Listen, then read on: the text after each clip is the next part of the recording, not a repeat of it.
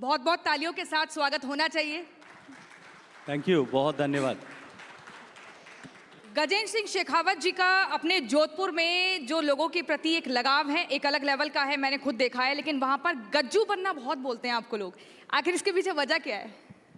देखिए, मैं जब विश्वविद्यालय छात्र संघ की राजनीति में आया था और तब उस समय जो साथी लोग, जो मित्र लोग जिस नाम से पुकारते थे, धीरे धीरे वही नाम वहाँ जोधपुर में एस्टेब्लिश हो गया और अब लगभग सभी लोग आज भी उसी नाम से पुकारते भी हैं और मुझे भी उसी नाम से पुकारा जाना मुझे लगता है कि बेहतर है। ज़्यादा करीबी, ज़्यादा अपनापन, ज़्यादा अपनायत जो है वो महसूस होती है और मेरा शहर जो है वो अपनायत का शहर है, प्रेम का शहर है, प्रीति का शहर है, संबंधों का शहर है। इसलिए वहाँ पे इस तरह के नाम से पुकारे जाने की परंपरा भी है। और ये जो प्रेम है जिसका प्रियंका ने जिक्र किया, जो प्रियंका ने देखा है वहाँ जाकर, मैं एक बहुत महत्वपूर्ण चीज़ है जो दर्शकों को बताना चाहता हूँ। जब भारत में विविधता की बात आती है तो संस्कृति और पर्यटन हमारे जहन में आता है और ये आसान बात नहीं है कि आपको ये जिम्मेदारी दी गई है। लगातार तीसरी बार आप सरकार में मंत्री हैं। गजेंद्र जी, सबसे महत्वपूर्ण बात मैं दर्शकों को बताना भी चाहूँगा, जिस तरह संस्कृति पर्यटन मंत्रालय पहले काम कर रहा था और निरंतर उसमें सुधार हो रहा है, क्या आपको लगता है कि अभी हमें बहुत सुधार करना है और उस दिशा में भारत आगे बढ़ रहा है? देखिए, निश्चित रूप से माननीय प्रधानमंत्री जी के नेतृत्व में सम्मानीय प्रधानमंत्री जी ने मुझे पहले अपने कालखंड में मुझे कृषि क्षेत्र में काम करने का सौभाग्यपूर्ण अवसर दिया। वो अपने आप में एक चुनौती भरा क्षेत्र था। जब 2019 में देश की जनता ने दूसरी बार आशीर्वाद दिया और माननीय प्रधानमंत्री जी के नेतृत्व में जल जो जीवन का आधार है और आने वाले समय में देश और दुनिया के लिए एक बड़ी चुनौती का विषय है जी, उस पर काम करने का सौभाग्यपूर्ण अवसर मुझे सम्मानीय प्रधानमंत्री जी ने दिया। और तीसरी बार अब 10 साल के सम्मानीय मोदी जी के कालखंड के बाद में, उनके शासन के बाद, जिस तरह से भारत का मान और सम्मान पूरे विश्व भर में एक बार पुनः नए सिरे से प्रतिस्थापित हुआ है,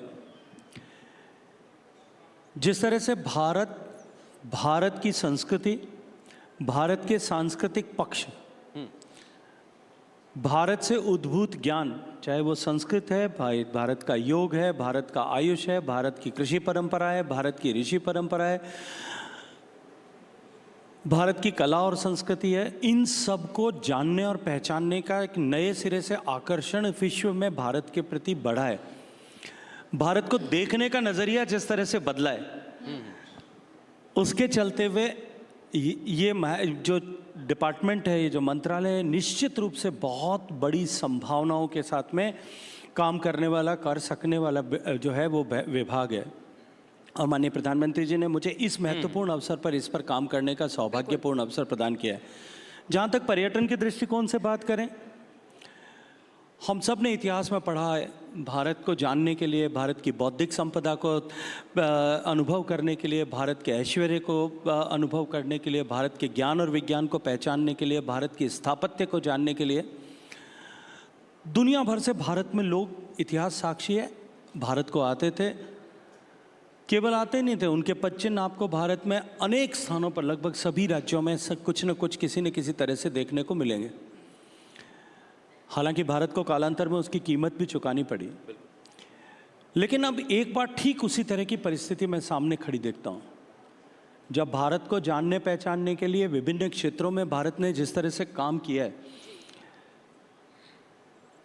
धरती पर सामान्य आदमी के जीवन पर परिवर्तन लाने के कार्यक्रमों को इम्प्लीमेंटेशन करने के व्यवस्था को लेकर के और स्पेस सेक्टर तक जिस तरह से भारत ने प्रगति की है, भारत की तरफ देखने का कौतूहल और उत्साह नए सिरे से जो है वो बढ़ा है। उसका लाभ निश्चित रूप से ट्रैवल एंड टूरिज्म सेक्टर को होगा ही होगा। अगर हम 2024 की बात करें तो ये साल मुख्य तौर पर भाजपा के लिए हैट्रिक का साल रहा। प्रधानमंत्री नरेंद्र मोदी ने तीसरी बार जीत दर्ज करते हुए तीसरी बार प्रधानमंत्री बने। इसके बाद अगर कुछ दिनों पहले हरियाणा की बात करें तो वहां पर बीजेपी पहली ऐसी पार्टी बन गई जो अपनी हैट्रिक दर्ज करती है और जीत दर्ज करती है। और अगर हम गजेंद्र सिंह शेखावत की बात करें तो आपको हम 2014 से देख रहे हैं, लगातार बैक टू बैक दमदार जीत दर्ज कर रहे हैं। और मोदी मंत्रिमंडल में आप शुरुआत से ही हैं, तो ये एक बहुत बड़ा अचीवमेंट है आपका, इसके लिए पहले बहुत सारी शुभकामनाएं। दूसरा ये जिस तरीके से हम अगर भारत की अर्थव्यवस्था को देखें, दुनिया में अभी टॉप 5 पर हैं, जल्द ही टॉप 3 पर भी आ जाएगी। लेकिन वहीं अगर हम पर्यटन के नक्शे पर देखें भारत को, तो अभी टॉप 10 देशों में भी नहीं है। इसके पीछे मुख्य तौर पर क्या कमी आप मानते हैं और किस गति से काम करने की ज़रूरत है? देखिए, पर्यटन के लिए जो प्राथमिक आवश्यकता है वो इंफ्रास्ट्रक्चर की है। भारत के प्रति देखने का उत्साह तो लोगों का है, लेकिन भारत में आकर के यहाँ ट्रैवल एंड टूर के लिए जिस तरह के इंफ्रास्ट्रक्चर की आवश्यकता थी, उसकी कमी हमारे यहाँ थी।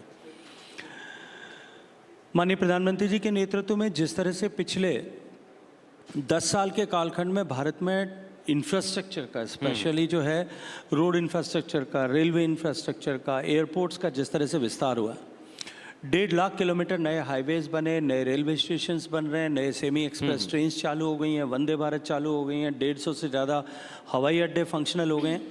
उस सब के चलते हुए लोगों की ट्रैवल करने की सुविधाएं बढ़ी है। इंफ्रास्ट्रक्चर की कमी बड़ी चुनौती थी। उस चुनौती से जब हम बाहर निकले तब अनुकूलताएं सामने दिखाई देती हैं। उससे पहले जिस तरह के, क्योंकि घर से निकल करके कोई भी कहीं पर्यटन के दृष्टिकोण से जाएगा या पर्यटक की तरह जाएगा, तो पहली चीज वो देखता है वो शांति। लेकिन अगर हम विदेशों की बात करें ना, जब सर कोई प्रियंका जी, शांति पहली चीज देखता है, स्टेबिलिटी देश में देखता है।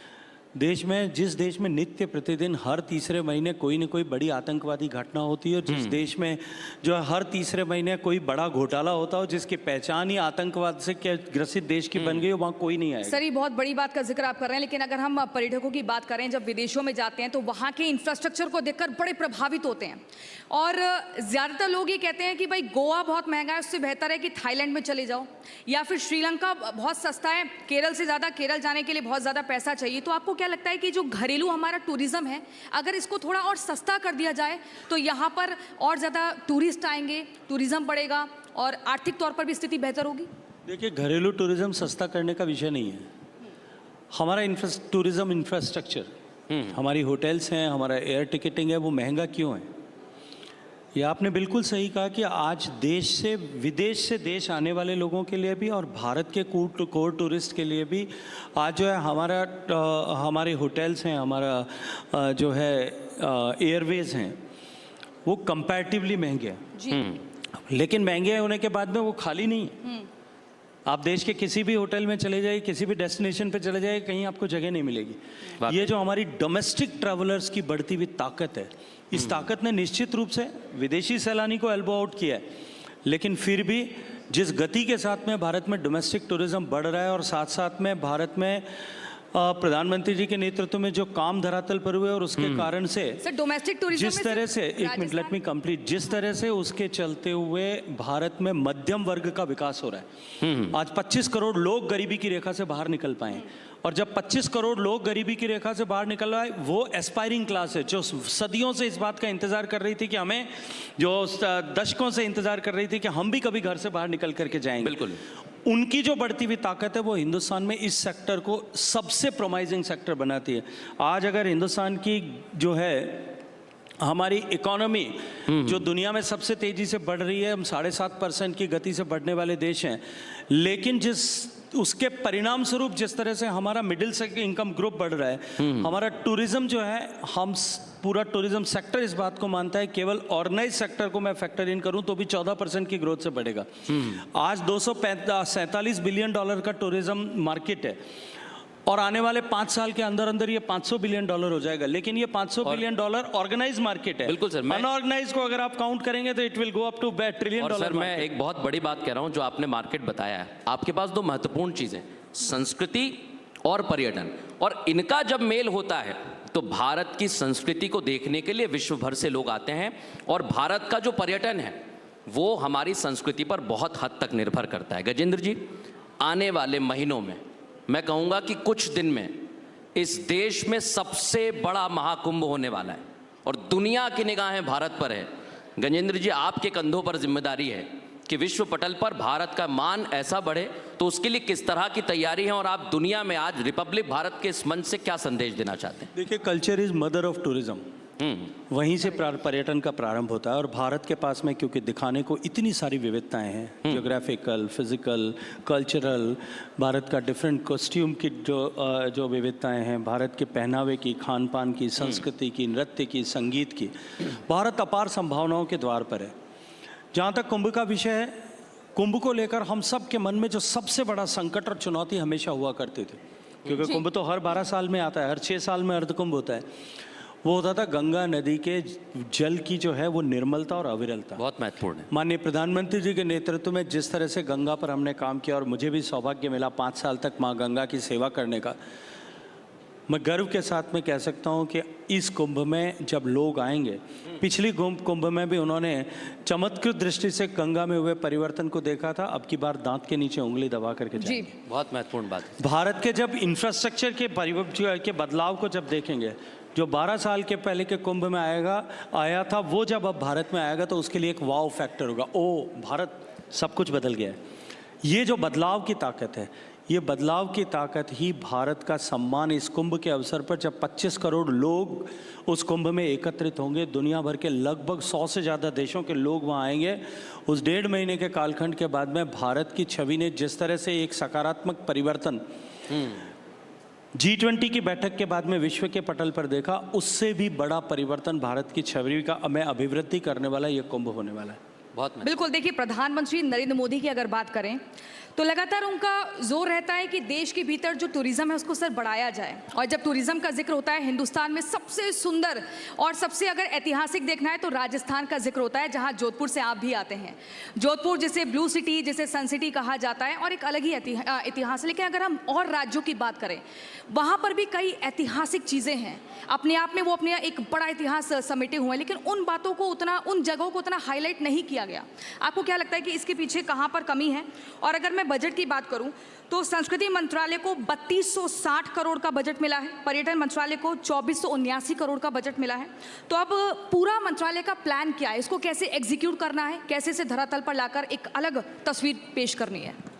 देखिए, आज अगर भारत के टूरिज्म के सामने सबसे बड़ी चुनौतियों की अगर हम चर्चा करें तो वो है कि हम पैन इंडिया मार्केट जिस तरह से करने की आवश्यकता है, उसमें कहीं कमी थी। हमने तकनीकी के परिवर्तन के साथ साथ में उसको परिवर्तित करके उसको हम ठीक से शोकेस कर सकें, इसके लिए काम किया है। हमारे टूरिस्ट डेस्टिनेशन पे हम ओवरऑल टूरिस्ट का एक्सपीरियंस कैसे अपलिफ्ट कर सकते हैं?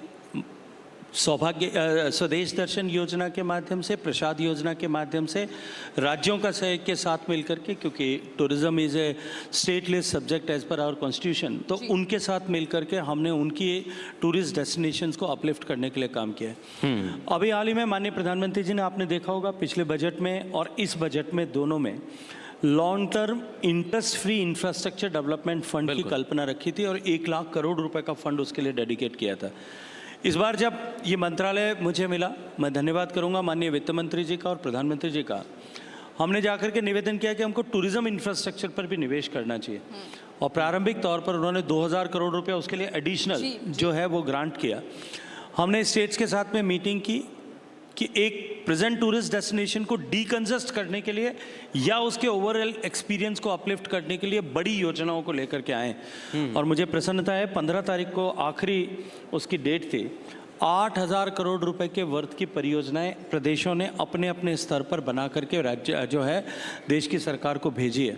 तो हम टूरिज्म के मंत्रालय के डिफरेंट बजटरी हेड्स जो हैं हमारे, उन सब में अकोमोडेट करके हम देश के टूरिज्म एक्सपीरियंस को, टूरिस्ट एक्सपीरियंस को किस तरह से बढ़ा सकें। और मॉन्यूमेंटल टूरिज्म के जिसकी चर्चा आपने की, आपने राजस्थान के परिप्रेक्ष्य में, उत्तर प्रदेश के परिप्रेक्ष्य में बात की, उससे आगे बढ़ करके अब भारत में जब और पूरे विश्व भर में जब कोविड के बाद में एक्सपीरियंशियल टूरिज्म की तरफ लोग जा रहे हैं, तब भारत में नए टूरिज्म की संभावनाएं किस तरह से बढ़े। आपने देखा भारत में एडवेंचर टूरिज्म पर काम हो रहा है। अब भारत में जो है इमर्सिव टूरिज्म एक्सपीरियंस पर भी हम काम कर रहे हैं जी। तकनीकी की ताकत के आधार पर हम जो है नए AR/VR बेस्ड टूरिस्ट प्रोडक्ट जो हैं उस पर भी बना करके काम कर रहे हैं। और मैं ये मानता हूँ कि इन सब के आगे बढ़ करके भी जो भारत में एक बड़ी संभावना है वो मेडिकल टूरिज्म की है। जब जिस तरह से इंफ्रास्ट्रक्चर हमारे यहाँ बना है और जो प्रोग्रेस मेडिसिन के फील्ड में भारत ने प्राप्त की है with A low cost treatment capacity, उसके आधार पर मेडिकल टूरिज्म में अपार संभावनाएं हैं और उससे सबसे आगे बढ़कर इसका के मतलब रोजगार के कई सारे मौके आगे खुलने बढ़कर वाले के हैं। जो प्रधानमंत्री जी ने रोजगार के। कहा जी वेड इन इंडिया, भारत में शादी करें, और वेडिंग इन इंडिया का जो इंडिया को जो टॉप वेडिंग डेस्टिनेशन बनाने की बात है। जो देश में कुल शादियां होती हैं उन शादियों में केवल 50,000 शादियों को अगर मैं फैक्टर इन करता हूं तो ये 50 बिलियन US डॉलर बहुत बड़ा आंकड़ा है ये और जोरदार ताली होनी चाहिए ये इस पे, आने क्योंकि वाले इस तरह से समय आगे में बढ़े तो आने वाले 5 साल में ये 200 बिलियन डॉलर की इंडस्ट्री जो है बहुत- होगी। बहुत महत्वपूर्ण ये बात सर आपने निश्चित कही। रूप से भारत के में एक टूरिज्म की बड़ी एवेन्यू और एस्पेक्ट जो है ये बनने वाली मुझे है। लगता है सर टूरिज्म पे हमने बहुत अच्छे से बात कर ली और आपका विजन भी पता लग गया है। लेकिन अब राजस्थान की टूरिज्म या देश के टूरिज्म के इतर अगर हम थोड़ा सा चुनावों के आसपास आ जाएं, क्योंकि महाराष्ट्र और झारखंड में चुनाव की तारीखों का ऐलान हो चुका है, साथ ही राजस्थान की 7 सीटों पर भी उपचुनाव होना है और बीजेपी हमेशा चुनाव के लिए तैयार रहती है। तो ऐसे में क्या इस बार भजनलाल शर्मा जो हैं वो ट्रम्प कार्ड्स साबित होंगे, जैसा कि हरियाणा में नायब सिंह सैनी हुए? दूसरा ये कि बीजेपी के लिए हरियाणा की जीत के कितने खास मायने हैं, क्या मायने हैं? देखिए, मैं आपके दूसरे प्रश्न का उत्तर से शुरू करता हूं। हरियाणा में भारतीय जनता पार्टी की विजय, 10 साल तक जिस तरह से भारतीय जनता पार्टी की सरकार ने, डबल इंजन की सरकार ने वहाँ काम किया, जो पर्ची और खर्ची का नैरेटिव वहाँ बना हुआ था उसको तोड़ने में सफलता प्राप्त की।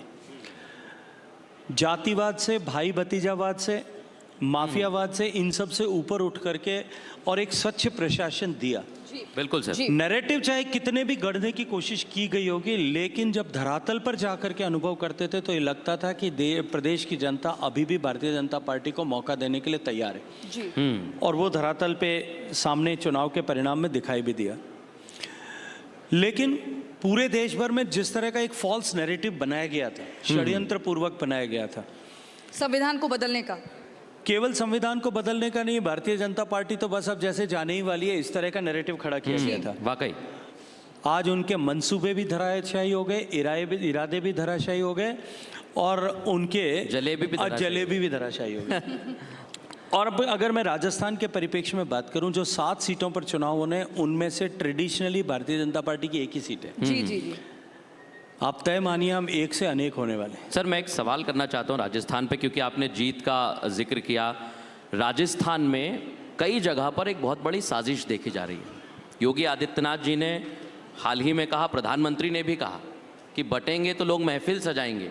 लेकिन क्या आपको लगता है कि साजिशन की जा रही, क्योंकि जहाँ से आप आते हैं और आप चर्चा में बता रहे थे कि पाकिस्तान भी करीब है, लेकिन वहाँ इस तरह से माहौल बनाया जा रहा है, यात्राओं पे पत्थर फेंकना, क्या ये बहुत बड़े एजेंडे पे काम किया जा रहा है? देखिए, पिछले 5 साल तक 2023 से पहले जिस तरह की मानसिकता की सरकार राजस्थान में थी, दुर्भाग्य से उन्होंने अपनी राजनीतिक महत्वाकांक्षाओं की पूर्ति के लिए जो समाज को बांटने की परंपरा और नीति कांग्रेस की थी, उसको बहुत तेज गति के साथ में वहां बढ़ाया था। जो घटनाएं शुरुआत के दौर में हुई, चाहे करौली से लेकर के प्रारंभ हुआ, हाँ, करौली में हुई, मांडलगढ़ में हुई, भीलवाड़ा में हुई, जोधपुर में हुई और अनेक उस कालक्रम में अनेक घटनाएं हुई, उसकी परिणति कन्हैयालाल टेलर की सिर धड़ से अलग करने तक जाकर के हुई। जी। इस पूरी सीक्वेंस को अगर उठा करके देखिए, पहली घटना के बाद में जिस तरह का तुष्टिकरण हुआ, गिरफ्तारी में तुष्टिकरण, कार्रवाई में तुष्टिकरण, चालान पेश करने में तुष्टिकरण, उसके बाद में जमानत में तुष्टिकरण, मुआवजा देने में तुष्टिकरण, ये जो तुष्टिकरण का नंगा नाच किया गया, उसने इस तरह की अलगाववादी, बिखराववादी मानसिकता के लोगों को प्रश्रय दिया, राजस्थान के लोग समझ उनको गए। खाद पानी दिया। हाँ। और उसके चलते हुए ये सारी सीक्वेंस हुई, सारे सीक्वल हुए। लेकिन मैं ये मानता हूं कि भारतीय जनता पार्टी की सरकार बनने के बाद 2023 में जब उनके मंसूबे धराशायी हो गए, तब इस तरह की मानसिकता और इस तरह की ताकतें जिनको प्रश्रय देकर के राजाश्रय में खड़ा किया गया था, उनके मंसूबे भी अब धराशायी हो गए, उनके मोरल्स भी अब जमीन पर आ गए। ये महाराष्ट्र में भी नहीं चलने वाला है, झारखंड में भी नहीं चलने वाला है? निश्चित रूप से नहीं चले। सर, आखिरी सवाल, क्योंकि अब समय की थोड़ी कमी है, लेकिन इसी बीच ये समझना चाहेंगे, बटोगे तो कटोगे, बीजेपी का क्या एक नया नारा ये बनता जा रहा है? एक ये भी कहा जा रहा है कि बटोगे तो महफिलें सजाई जाएंगी। क्या ये माने कि विपक्ष का जो एक जाति वाला नैरेटिव था, जो चक्रव्यूह था, उसको यहाँ पर काटने का, बांटने का जो तरीका है, वो बीजेपी ने खोज लिया है? देखिए, समाज संगठित हो, सामूहिकता के साथ में काम करो, वो हमेशा ही शक्तिशाली होता है और प्रोडक्टिव भी होता है। अंग्रेज़ों ने बांटने की नीति के साथ में काम किया और अंग्रेज़ों से विरासत में मानसिकता लेकर के कांग्रेस पार्टी ने भी पहले देश को बांटा, पहले धर्म के आधार पर बांटा, मज़हब के आधार पर बांटा, बोली के आधार पर बांटा, जाति के आधार पर बांटा, ऊंचे और नीचे के नाम पर बांटा, अमीर और गरीब के नाम पर बांटा, अगड़े और पिछड़े के नाम पर बांटा और बांट करके सत्ता की कुर्सियों का सुख भोगने का काम किया। जी। और उसके चलते हुए कीमत अगर किसी ने चुकाई तो भारत ने चुकाई। जिन लोगों ने आज़ादी की लड़ाई में अपने आप को समर्पित कर दिया था, अपने आप को भारत माता की बलिवेदी पर आहूत कर दिया था, उन लोगों के सपनों ने उसकी कीमत चुकाई। बंटोगे तो जो है वो कटोगे, बंटोगे तो महफिलें सजाई जाएंगी। अब भारत बंटने को तैयार नहीं, अब भारत एकजुट होकर के आगे बढ़ने के लिए माननीय प्रधानमंत्री सर, मैं एक लिस्ट देख रही थी कि सबसे ज़्यादा अगर टूरिस्ट की हम बात करें तो भारत में बांग्लादेश से आते हैं और अब जिस तरीके से वहाँ सत्ता परिवर्तन हुआ है तो ऐसे में जो कदम भारत की तरफ से उठाए गए, क्या वो सफिशिएंट है और इस पर क्या कदम आगे उठाया जाएगा? देखिए, मुझे लगता है कि ये थोड़ा सेंसिटिव विषय है, लेकिन भारत की सीमाएं सुरक्षित हैं, अभेद्य हैं और किसी भी तरह का 1% भारत के 140 करोड़ लोगों के मन में कहीं कोई संदेह होने की आवश्यकता भी नहीं है और गुंजाइश भी नहीं। गजेंद्र सिंह शेखावत अपने आप को आगे किस मुकाम पर देखते हैं, क्योंकि लगातार आपका पॉलिटिकल ग्राफ बढ़ता जा रहा है, 3 बार के सांसद, 3 बार के मंत्री। ये आखिरी सवाल, आगे नेक्स्ट आप कहाँ देखते हैं खुद को? देखिए, मैं जिस विचारधारा से आता हूँ, जिस परिवार से आता हूँ, वहाँ व्यक्ति कौन, कब, कहाँ, किस भूमिका में काम करेगा, ये तय करना व्यक्ति का काम नहीं है, ये परिवार के लोगों का काम है। मैं जब छात्र संघ की राजनीति से आया था तब लोग सोचते थे कि मुझे आकर के राजनीति में काम करना चाहिए, जो अमूमन सभी स्टूडेंट पॉलिटिशियंस करते हैं। मैंने 20 साल तक सीमा पर काम किया। जी जी जी। जब संगठन ने तय किया कि मुझे डे टू डे पॉलिटिक्स में आकर के काम करना चाहिए, मैं यहाँ कर रहा हूँ। कल अगर संगठन तय करेगा कि मुझे जाकर के आने वाले समय में वनवासियों के बीच में काम करना है या सेवा के किसी प्रकल्प के साथ में काम करना है, तो मैं उसी उत्साह के साथ, और ये बीजेपी का हमेशा से रहा है प्रियंका, उसी दमखम के साथ काम करूंगा, क्योंकि जहां भी करूंगा वहां मैं ये जानता हूं कि जहां भी काम करूंगा वहाँ अंतिम लक्ष्य एक ही है और वो है भारत माता की जय। यानी आपने अपना जीवन समाज की सेवा के लिए समर्पित कर दिया है। गजेंद्र सिंह शेखावत जी, आप रिपब्लिक भारत के राष्ट्रीय सर्वोपरि सम्मेलन में आए, उसके लिए बहुत बहुत शुक्रिया अपना कीमती समय हमें देने के लिए। Thank you.